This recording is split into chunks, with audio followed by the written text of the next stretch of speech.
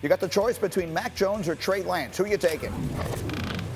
Yeah, this is a tough one, but I'm going to give it to Trey Lance by a hair. Why? Because I'm betting on the upside. I know there are some people who believe that the floor is a little bit lower for him given the fact that he has a small sample size. Well, so does Mac Jones. But Trey Lance right now is just knocking the pre-draft process out of the park from a makeup and character and mental and football intellect standpoint to go along with tremendous physical skills. I think if you hit on him, you get him in the right place, let him season for a year and then unleash him in 2022, you've got yourself a superstar. Next up, Booger, Justin Fields or Trey Lance? Who you taking? Greeny, I think it could be either. It really depends on the situation that these guys are in. We talk about going to a quarterback-friendly offense in San Francisco. If both of those guys go there, they can flourish because I think from a skill set standpoint, they both have a strong arm. They both have the ability to run and make those second reaction type plays. It's all going to depend on which situation they're in, but I do think in the right one, they both need to set a minute. And then Mel, Justin Fields, Mac Jones, who you taking? I'm taking Justin Fields. People forget how great. I don't know. How can you not remember 2019? It wasn't like we're talking about 1981 here. He was great in 2019. Again, them memories are being lost here over how great this kid was, lighting it up. Then he outplays Trevor Lawrence this year, plays through an injury. I'm going Justin Fields. I want to go to war with Justin Fields. All right, and look, I mean, the bottom line of it is the odds on this just keep changing. Will Vegas please make up their mind? Caesars William Hill now has Mac Jones, once again the favorite to be the third overall pick in this draft. Over the course of the last week, it went to Justin Fields, and then it went to Trey Lance, and now it has gone back to Mac Jones. Sometimes it seems they just follow Shefty's Twitter feed and they make up their minds from there. So let's do an exercise here. Mel, again, you are synonymous with the draft. As we consider the prospect of one of these quarterbacks falling, and again, I'll put that in air quotes because none of them are falling all that far. Give me the absolute latest you could see the fifth of them coming off the board. At what number would be the latest you could anticipate that possibly happening?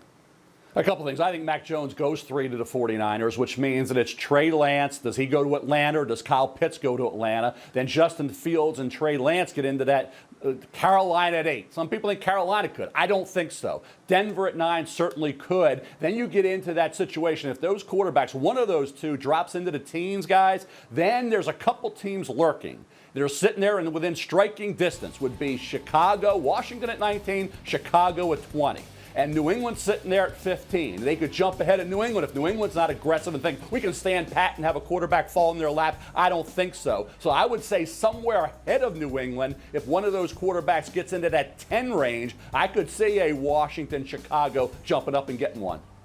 It's such a fascinating scenario, and I'll just remind everyone watching that the key to this really might be what Atlanta does at 4, because if they take a quarterback or someone moves up to take a quarterback at 4, now there's only one instead of 2 of them falling in Mel's scenario. So same question to you, Boog. What do you think realistically is the latest in this draft we will be calling one of those 5 guys' name?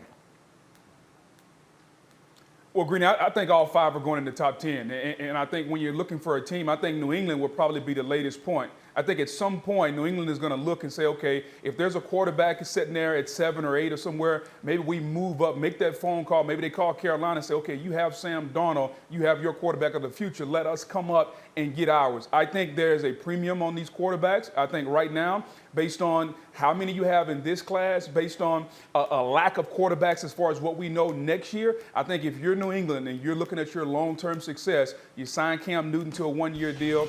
I don't think at least that he's the answer in New England. So if you're Josh McDaniels and you're Bill Belichick, you got to figure out a way that if one of those guys start to fall 7 or 8, you go up and you get the quarterback. I think New England, I don't know what pick because I think they'll have to trade up, but I think New England is as far as the 5th quarterback falls in this scenario. And with a trade-up. So, again, New England sits 15, but you're not saying you think he'll fall there. Our producers are going to yell at me, but, Lewis, I'm kind of changing the question on the fly because this just jumps into my head. How quickly could it all go? I'm sitting here thinking to myself, if the 4th pick in this draft, whether it's Atlanta or someone else who makes it, if we do have the unprecedented scenario of 1, 2, 3, and 4, forget about how far they could fall. How quickly could they all go? How quickly could we see all 5 of these guys go off the board? Well, I think then, if it becomes a situation where now it's becoming scarce and now you have 1, 2, 3, 4 and like Trey Lance is not there anymore or Justin Fields isn't there anymore and you really just have one guy left, then I think you can wind up have a situation where teams like New England, teams like Washington, teams like Chicago, I don't know if they're willing to give up that kind of draft capital in order to move up. But I think then all of a sudden you have those teams, in a flurry, rather in a tizzy, trying to get up into the top 10 and see if they can get whoever the last quarterback is that is left. And I think then you have a lot of action on the phones. We may not see it, but I think you're going to have a lot of action. Number 4, the fourth pick, obviously everyone knows, is where it all starts. If Atlanta doesn't take a quarterback, then I think right away teams are going to get on the phone. Teams are going to say, what is the point that we have to get to? I think New England gets on the horn. I think for sure, if Mac Jones goes for at 3 like everyone expects, I think, personally, the guy who people will start moving up for and trying to get, a team like New England in particular, my opinion, is going to be Trey Lance. I think that's the guy that people are going to target. I think that's the guy that a team like New England will target. And it is going to get real interesting because then the 8th spot at Carolina, it does become a point where they're probably going to try and get to because no one knows what Denver's going to do at 9. It's just going to be fun. As soon as Atlanta picks, we'll know what's happening behind the scenes, no doubt about it. Assuming Atlanta does pick. Go ahead, Mel. Yeah, I think Detroit at 7, guys. If one of those quarterbacks is there at 7, right ahead of Carolina at 8, and I don't think Carolina will take a quarterback, but like I say, some do, then that's 7 spot. If I'm the Lions and I'm getting a nice offer to get out of there and all the needs the Detroit Lions have in this rebuild, I'm getting out of 7 and letting somebody jump in there to get that quarterback. That is the point I was trying to get to. We could see 5 quarterbacks go off the board in the first 7 picks of this draft. That is the spot that I was thinking about because that's the first place you go trading up to if Carolina falls from there. So I think 9 is the absolute floor. We will see. Thank you for watching ESPN on YouTube. For live streaming sports and premium content, subscribe to ESPN+.